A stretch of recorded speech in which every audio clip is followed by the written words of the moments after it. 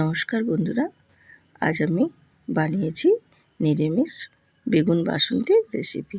তো বেগুন বাসন্তীর রেসিপিটা নিরামিষ হলেও নিরামিষ দিনে কিন্তু বানিয়ে নিতে পারবেন। এতটাই টেস্টি এবং দুর্দান্ত স্বাদের এই রেসিপিটা এক থালা ভাত কিন্তু নিমেষেই খাওয়া হয়ে যাবে।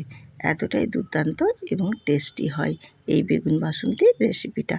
তো আমি রূপা ব্লগস উইথ রূপা চ্যানেলে আপনাদের সবাইকে স্বাগত জানাই। আপনাদের সবাইকে স্বাগত জানিয়ে আমি আজকের রেসিপি শুরু করছি। তো চলো আমার সঙ্গে থাকো, পুরো ভিডিওটা আমার সঙ্গে দেখতে থাকো আমি কিভাবে রেসিপিটা শুরু করছি। তো চলো আমি দেখো, তার জন্য প্রথমেই আগে এখানে বেগুন নিয়েছি। বেগুনগুলোকে বেশ সুন্দরভাবে আমি কেটে নিয়েছি। বেগুনগুলো কেটে ধুয়ে নিয়েছি। আর বেগুনগুলো দেখো ঠিক এই বোখা সহ রেখেছি, তাহলে কিন্তু দেখতেও ভালো লাগে, খেতেও কিন্তু হেভি লাগে। তো এবার আমি বেগুনগুলোর মধ্যে পরিমাণ মতো লবণ আর হলুদের গুঁড়ো খুব সুন্দরভাবে ম্যারিনেট করে নেব।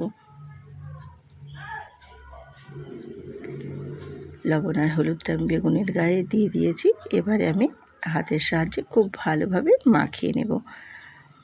তো দেখো ঠিক এইভাবে আমি মাখিয়ে নিয়েছি। মাখিয়ে এবার আমি বেগুনগুলো রেস্টে রেখে দেবো কিছুক্ষণ। এবার বেগুনগুলো রেস্টে রাখার পর আমি এবার চলে যাব গ্যাসেতে চলে এসেছি। গ্যাসেতে একটা কড়াই বসিয়ে দিয়েছি।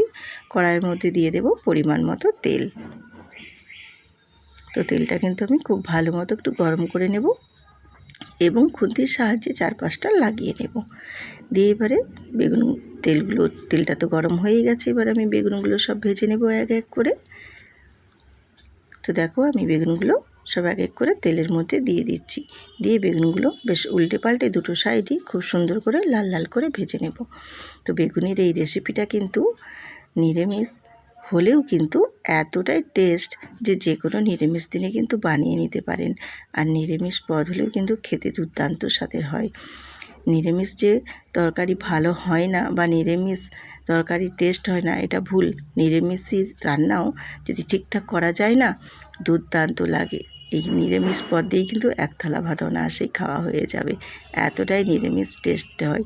আর যে কোনো রেসিপি বলো, আমি কিন্তু খুবই কম সময়ের মধ্যে কম উপকরণ দিয়ে, ঘরে থাকা যে কোনো উপকরণ দিয়েই, যেই ঘরে থাকে আমাদের রান্নাঘরে, সেই সব উপকরণ দিয়েই কিন্তু আমি রেসিপিগুলো বানানোর চেষ্টা করি। তো অবশ্য আমার রেসিপিগুলো দেখার জন্য অনুরোধ রইল আপনাদের সবাইকে। তো দেখো, তোমাদের সাথে কথা বলতে বলতে আমার বেগুনগুলো বেশ সুন্দর করে ভাজা হয়ে গেছে। আমি এবারে বেগুনগুলো সব তুলে নেব। তো বেগুনগুলো কিন্তু এইভাবে লাল লাল করে ভেজে নিতে হবে। তো আমার বেগুনগুলো মোটামুটি ভাজা হয়ে গেছে, তুলে নিয়েছি। এবারে আমি ওই তেলের মধ্যে দিয়ে দেব কালো জিরে আর দেব কয়েকটা চেরা কাঁচা লঙ্কা। আর কালো জিরে আর কাঁচা লঙ্কাগুলো একটু নেড়ে চেড়ে ভাজা ভাজা করে নেব। তো লঙ্কাটা মোটামুটি ভাজা হয়ে গেছে, হালকা করে ভেজে নিয়েছি। এবারে ওর মধ্যে দিয়ে দেব হলুদের গুঁড়ো আর রেড চিলি পাউডারের গুঁড়ো দিয়ে একটু নাড়াচাড়া করে নেব তেলের মধ্যে। নাড়াচাড়া করে নিয়ে এর মধ্যে এবার দিয়ে দেব আমি সর্ষে পোস্ত বাটার পেস্টটা দিয়ে দেব। আর দেব মশলার জলটাও দিয়ে বেশ সুন্দর করে অল্প একটু জল দিয়ে কষিয়ে নেব। আর দিয়ে দেবো এখানে স্বাদ মতো লবণ, আর দেব অল্প একটু চিনি। তো নিরামিষ যে কোনো পদে কিন্তু অল্প একটু চিনি দিলে খেতেও খুব টেস্ট লাগে। আর নিরামিষ পদের রেসিপির টেস্টটাও কিন্তু দুর্দান্ত স্বাদের আনে।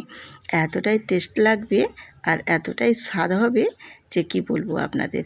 একবার ট্রাই করে দেখবেন, আশা করছি বুঝতে পারবেন আমার কথাটা, আর নিজেরাও ঠিক বুঝতে পারবে যে সত্যি নিরামিষ পদ কিন্তু খুব টেস্টি হয়।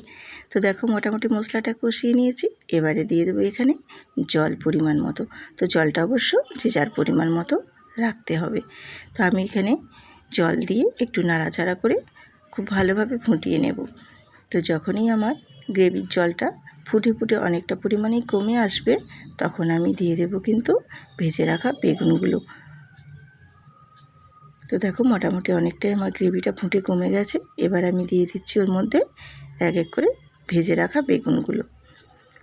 তো ভেজে রাখা বেগুনগুলো কিন্তু ওই গ্রেভির মধ্যে দিয়ে একটু খুন্তি দিয়ে নাড়াচাড়া করে আমি ওই গ্রেভির মধ্যে সব ডুবিয়ে দেবো এইভাবে। তাহলে কি হবে, মশলা টশলাগুলো সব বেগুনের মধ্যে খুব ভালোভাবে ঢুকতে পারবে এবং বেগুনগুলো খেতে কিন্তু খুব টেস্ট হবে। দেখো এইভাবে একটু আলতো হাতে নাড়াচাড়া করে দেব, দিয়ে একটু ফুটিয়ে নেব।